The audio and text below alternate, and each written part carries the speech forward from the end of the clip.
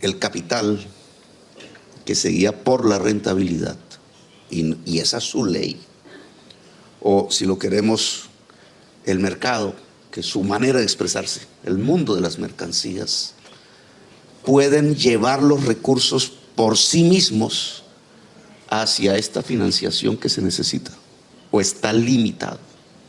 Y su límite, si no lo reconocemos, implica que el riesgo de extinción de la especie humana está sobre el tapete de la discusión política.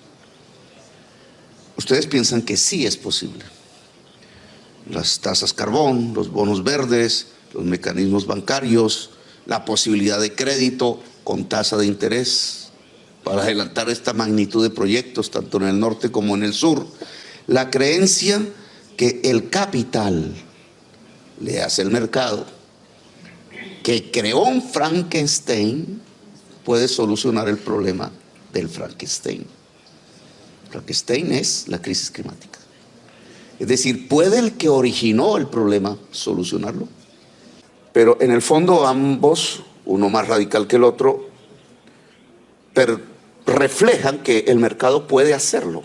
Sin embargo, los números hoy de emisiones frente a la crisis climática dice que no. Estamos fracasando. Es decir, la vida humana está fracasando en el planeta. Y entonces, y es mi propuesta, porque no se trata, sería interesante a principios del siglo XX, no se trata de una guerra contra el capital, ya no hay tiempo, no hay tiempo. Se trata de admitir que el capital, leas el mercado, tiene un límite, que puede acompañar solo procesos hasta donde son rentables, pero que la mayor parte de la inversión que se necesita, de los recursos que se necesitan para de verdad superar la crisis y proteger la vida, van más allá de la rentabilidad. Es decir, no se sujetan a la rentabilidad, es decir, ni el mercado ni el capital pueden ayudarnos en la mayor parte del espacio, solo complementan. Y entonces aquí vienen unas propuestas que quiero dejar sobre la mesa y que no son suficientes, pero que yo creo que serían importantes. Es decir, la crisis climática implica un gran plan Marshall global de inversiones que el capital privado no daría, sino en una escala limitada. Voy a poner el Fondo de Clima como institución, que ha sido hasta ahora raquítico. Unos ingresos adicionales que tendrían que salir como una taxación a las transacciones financieras mundiales.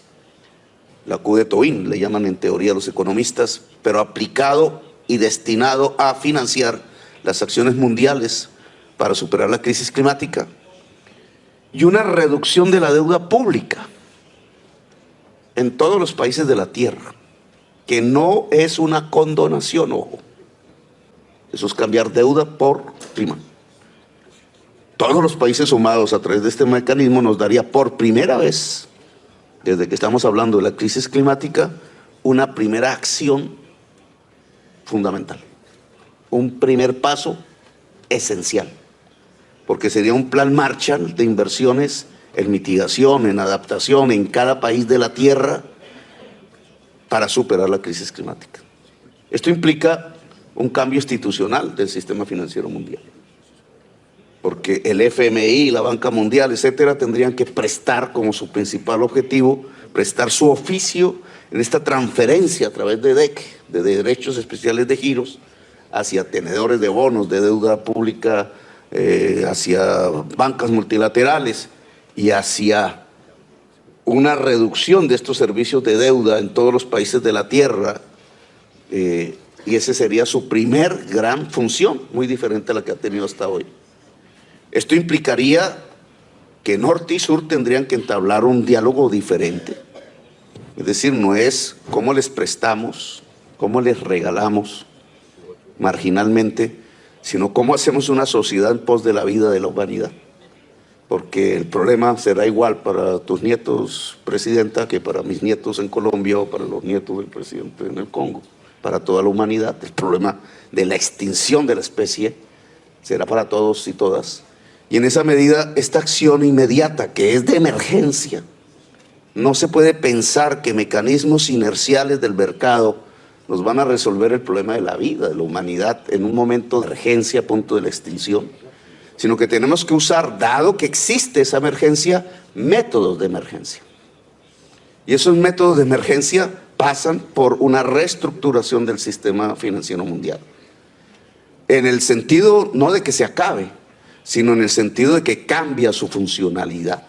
En este momento, la posibilidad de una taxación mundial de transacciones financieras por el lado de los ingresos o por el lado de la inversión pública de nuestros países, una reducción de la deuda vía emisión mundial de derechos especiales de giro, cambiando algunas normatividades, podría ser los factores, digamos, de gran poder que pudieran impulsar la palanca para ahora sí activar una disminución real de gases de efecto invernadero en la atmósfera, que es finalmente el indicador clave.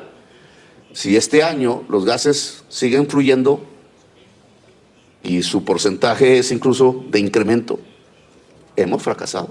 Todo lo que se ha propuesto en las COPs, todos los mecanismos que se han adelantado, importantes, valiosos, nosotros quisiéramos salvar la selva amazónica, así como la Congo, pero aún sembrando todo el planeta de árboles, el problema sigue produciéndose, porque ni sembrando todo el planeta de árboles logramos absorber la cantidad de flujo de gas que sale de las economías más desarrolladas de la Tierra, China, Estados Unidos, la Unión Europea. Entonces el diálogo tenemos que entablarlo en otros términos. Les propondría que de aquí saliera un grupo de expertos, expertas, economistas, gente que haya trabajado el sistema financiero mundial, de cara a la COP de Dubái, para llevar un informe de reforma del sistema financiero mundial para financiar en gran escala las acciones contra el clima. Podría ser una idea concreta que saliera de esta reunión. No es luchar contra el capital, y termino aquí, pero sí es un nuevo paradigma. Llevamos 40 años todos los países bajo la misma creencia religiosa. El mercado nos lleva al bienestar general de la humanidad. No, nos lleva a la extinción. Se acabó el paradigma dominante de la economía de los últimos 40 años. Pero ahora se trata de recuperar la potencia del Estado, de la planificación humana, a una escala global, multilateral, para que sin entrar a decretar el fin del mercado, no, maximizarlo hasta donde pueda dar en su límite en la acción contra la crisis climática, ahora podamos hacer una gran inversión pública liberando deuda, de tal manera que este nuevo espacio, que le llamo el Plan Marshall contra la crisis climática, pueda darse y ahí sí lograr que los números funcionen, es decir, que las emisiones de gases de efecto invernadero tiendan a cero, que es la única manera que tenemos para salvar la especie humana y la vida en el planeta Tierra. Gracias.